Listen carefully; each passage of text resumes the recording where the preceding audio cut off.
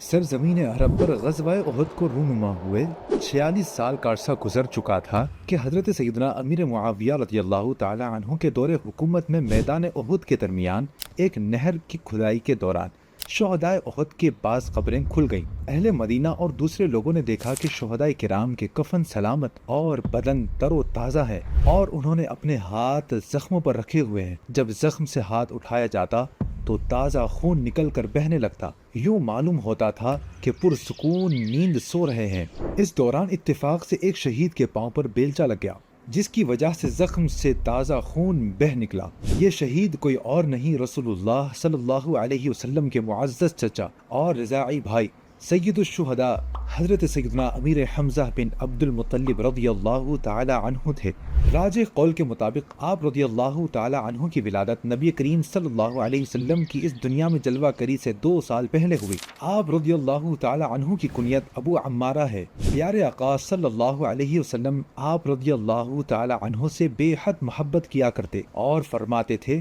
کہ میرے چچاؤں میں سب سے بہتر حضرت امیر حمزہ رضی اللہ تعالی عنہ ہیں۔ سیرت اور تاریخ کی کتابیں اس پر گواہ ہے کہ بوقت جنازہ رسول اللہ صلی اللہ علیہ وسلم نے آپ کو مخاطب کرتے ہوئے فرمایا، اے حمزہ، اے رسول اللہ کے چچا، اللہ اور اس کے رسول کے شیر، اے رنج و ملال اور پریشانیوں کو دور کرنے والے، اے حمزہ، رسول اللہ کے چہرے سے دشمنوں کو دور بھگانے والے، اللہ پاک کی ان پر رحمت ہو